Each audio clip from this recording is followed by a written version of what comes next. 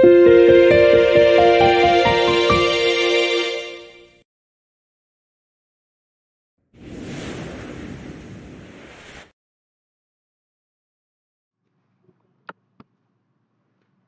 warahmatullahi wabarakatuh. Halo anak-anak, kembali berjumpa lagi dengan saya, Ibu Nabila ya. Hari ini kita akan mempelajari tentang pembelajaran mata pelajaran praktikum akuntansi jasa dan dagang.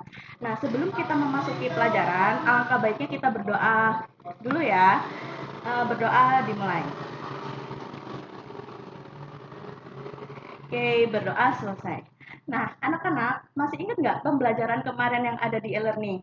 Yang kemarin kita membahas tentang jurnal, kita membahas tentang pos-pos yang ada di jurnal-jurnal tersebut. Nah, sekarang kita akan mempelajari tentang siklus akuntansi perusahaan dagang, ya kan?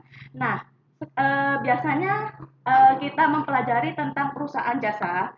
Di kelas 3 ini, kita akan mempelajari tentang perusahaan dagang dan perusahaan manufaktur. Sekarang, materi hari ini kita akan mempelajari tentang materi setelahnya, yaitu siklus akuntansi perusahaan dagang. Nah, di dalam perusahaan dagang itu, anak-anak ada 4 aktivitas utama yang harus kita pelajari. Yang pertama ada pembelian, yang kedua ada mengeluarkan uang, yang ketiga ada penjualan barang dagang itu sendiri, dan yang keempat ada penerimaan uang. Nah, kemudian yang harus kita lakukan adalah apa? Kita melihat posisi perusahaan dagang di dalam transaksi itu apa saja sih pihak-pihaknya. Yang pertama itu adalah produsen, yang kedua itu adalah perusahaan itu sendiri, kemudian ada dagang, yang keempat ada konsumen atau pihak yang membeli. Kalau produsen itu adalah pihak yang menjual, kalau konsumen adalah pihak yang membeli. Nah, itu. Ini harus kalian catat dulu ya, biar kalian mengerti untuk menjadi bahan UTS kita di yang akan datang. Nah, ini kita lihat bersama di dalam slide kalian, ada akun-akun perusahaan dagang. Yang pertama, yang sebelumnya kita bahas di materi e-learning sebelumnya itu kan, ada yang namanya akun pembelian. Akun pembelian itu adalah akun yang hanya digunakan untuk menampung aktivitas pembelian barang dagang perusahaan. Jadi, akun-akunnya itu apa saja? Nah, jadi masuk pada akun pembeliannya itu. Kemudian yang kedua, ada yang namanya akun penjualan, di mana akun penjualan ini adalah akun yang digunakan untuk menampung penjualan barang dagangan perusahaan. Nah, yang ketiga, ada akun persediaan. Akun persediaan itu adalah akun untuk menunjukkan jumlah barang dagangan yang dimiliki perusahaan pada awal atau akhir periode akuntansi tertentu. Oh iya anak-anak, Ibu lupa.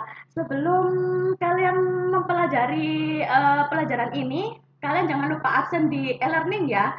Jangan lupa absen di e-learning, nanti saya akan masukkan pada absen kalian di buku catatan saya. Jadi jangan lupa absen, di situ kalian centang hadir, nanti kalian absen di situ ya. Oke, kita lanjut. Pada akun-akun perusahaan dagang lainnya, yang kedua ada HPP. HPP itu namanya harga pokok penjualan, di mana HPP ini digunakan untuk menampung harga pokok atau harga beli barang yang dijual di dalam satu periode akuntansi.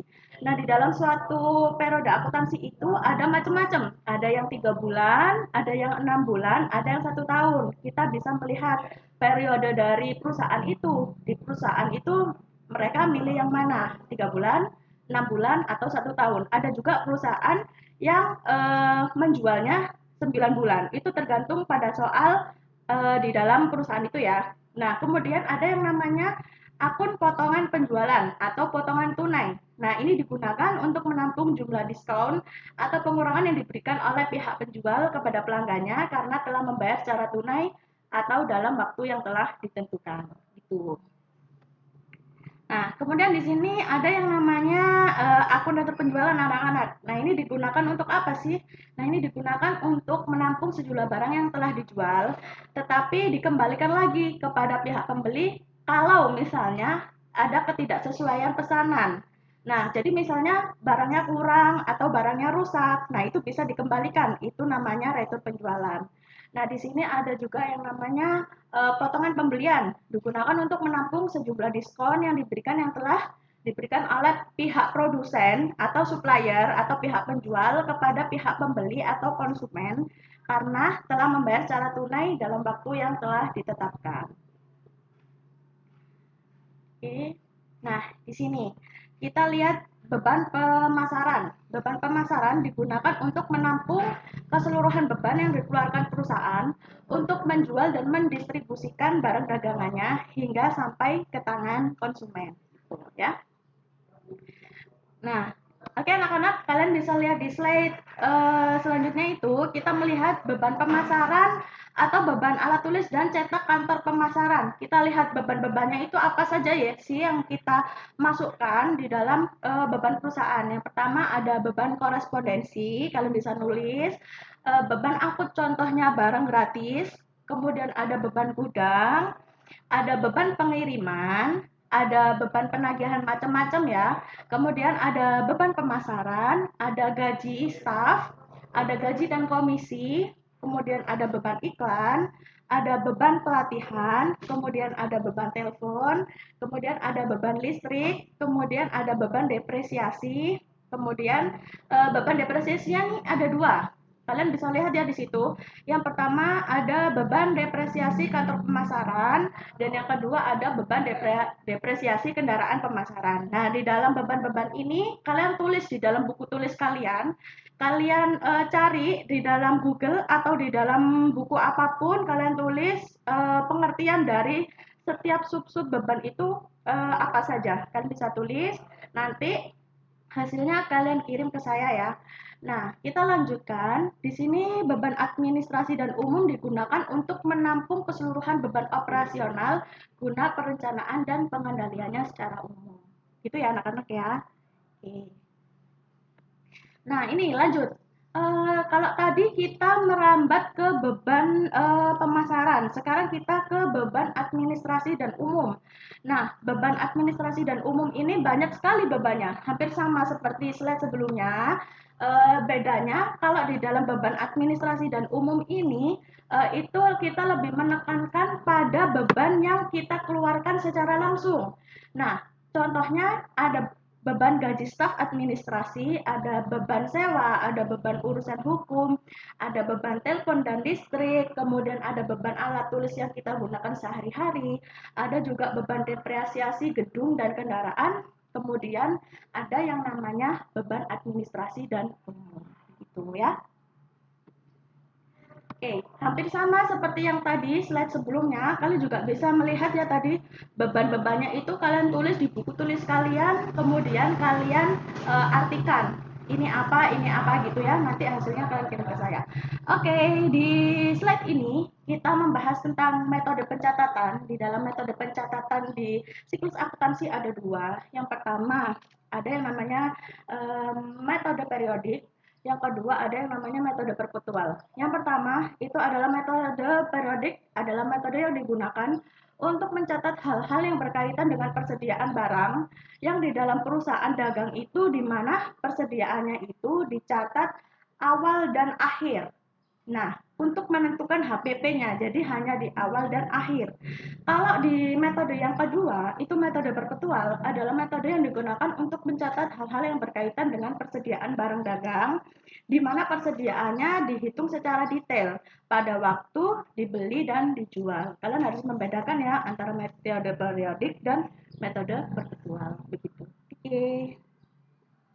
Nah, ini untuk harga pokok penjualan atau disingkat dengan HPP, kita bisa lihat di slide ini. HPP itu pengertiannya adalah harga pokok atau harga beli dari barang-barang yang dijual di dalam suatu periode akuntansi.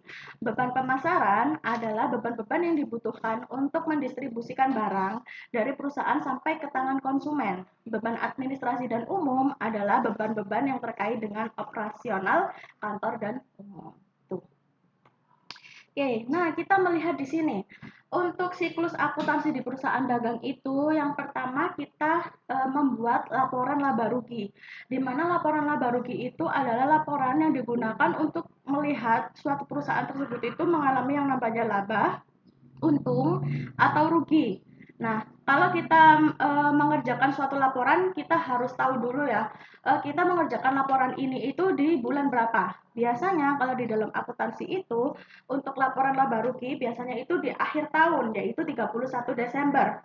Untuk tahun yang bersangkutan itu saya kasih XXX, itu kalian bisa isi tahunnya, 2019 atau 2020, itu tergantung soal yang akan kita kerjakan. Yang pertama itu ada penjualan, kita masukkan penjualannya berapa, kemudian ada potongan penjualan, itu saya kurung ya. Kurung itu artinya dikurang, kemudian menjadi penjualan bersih. Nah, jadi dari penjualan dikurangin potongan penjualan menjadi penjualan bersih, kemudian ada HPP, di mana HPP itu mencakup tentang persediaan awalnya berapa, kemudian pembeliannya berapa, persediaan akhirnya berapa itu dikurangin. Nah, nanti setelah hasilnya dikurangin itu menjadi HPP. Jadi persediaan awal ditambah pembelian dikurangin persediaan akhir menjadi HPP. Kemudian laba kotornya itu berapa, dikurangin biaya operasional menjadi laba usaha sebelum pajak. Nah, ini nanti kalau hasilnya minus, berarti perusahaan mengalami yang namanya rugi, tapi kalau hasilnya plus, perusahaan mengalami yang namanya untung atau laba. Begitu ya untuk laporan laba ruginya. Oke. Nah, di sini ada yang namanya laporan perubahan laba ditahan. Nah, di sini biasanya kalau laba ditahan itu kita melihat laba ditahan di awalnya itu berapa. Jadi laba ditahannya itu berapa, kemudian laba usahanya itu berapa yang tadi di slide sebelumnya, hasilnya kita masukkan di sini, kemudian dikurangin hasil dividen, kemudian kita mendapatkan hasil laba ditahan akhir periode berjalan. Tuh. Oke, anak-anak, sampai sini ada yang dipahamin ya. Oke, kemudian, nah, untuk kemudian di sini ada yang namanya neraca. Neraca itu adalah sisi kiri dan sisi kanan. Kalau sisi kanan itu adalah sisi aktiva, kalau sisi kiri adalah sisi pasiva. Nah, kita lihat untuk sisi aktiva dulu. Di sini ada aktiva lancar dan aktiva tetap. Untuk aktiva tetap di sini ada kas dan bank, kemudian ada piutang dagang, ada perlengkapan kantor. Nah, kalau di sisi aktiva tetap, di sini ada peralatan kantor, ada kendaraan, ada bangunan, ada tanah, dan ada aktiva tetap yang lainnya. Jadi kita melihat total aktivanya berapa, kemudian ditambah dengan aktiva lancar. Itu. Kemudian di sisi pasiva ada hutang jangka pendek dan ada hutang jangka panjang. Kalau hutang jangka pendek itu meliputi hutang usaha, sedangkan untuk hutang jangka panjang meliputi hutang bank jika ada. Jadi jika ada hutang bank kalian bisa masukkan pada hutang jangka panjang ya. Nah, kemudian di sini ekuitas. Ekuitas itu adalah modal ya. Jadi modal awal perusahaannya itu kita masukkan pada modal, kemudian kita mendapatkan hasil dari total pasiva. Nah, di sini pada neraca, total aktiva dan total pasiva harus balance atau seimbang. Jika total aktiva dan total pasiva itu tidak sama, maka hasil kalian itu salah. Berarti kalian harus mengulang lagi dari slide-slide sebelumnya, mana yang dari soal-soal kalian itu yang belum kalian kerjakan. Itu. Kemudian kita melihat untuk laporan arus kas ya. Nah, di sini untuk laporan arus kas ada yang namanya saldo kas awal periode berapa. Untuk arus kas masuknya itu kita meliputi tentang penerimaan piutang. Piutang itu adalah utang yang dibayarkan jangka kemudian. Jadi kita menerima piutang dari konsumen, kemudian penerimaan penjualan tunainya berapa, penerimaan pendapatan bunganya berapa, macam-macam kas masuknya berapa, kemudian dijumlahkan itu menjadi jumlah kas masuk. Kemudian ada yang namanya arus kas keluar. Jadi kas keluar uang-uang kas kita yang kita keluarkan itu meliputin apa aja. Kayak contohnya kita pembelian tunai, kan kita mengeluarkan uang ya. Kemudian pembayaran hutang usaha, kemudian ada pembayaran hutang bank, kemudian ada macam-macam kas keluar lainnya. Nah, nanti itu kita tambahkan dulu, kemudian hasil dari jumlah kas masuk dikurangin dari jumlah kas keluar, maka hasilnya menjadi saldo kas akhir periode. Itu. Oke, untuk pembelajaran hari ini sudah selesai anak-anak. Itu bisa kalian rangkum untuk materinya. Nah, untuk pembelajaran selanjutnya nanti akan Ibu infokan, bisa di e-learning, bisa di Zoom atau Google Meet ya. Nah, nanti kita akan bertemu di pembelajaran selanjutnya. Oke, anak-anak, sebelum kita mengakhiri pembelajaran, kita berdoa dulu supaya ilmu yang kita dapatkan hari ini bermanfaat untuk kalian. Oke, berdoa dimulai.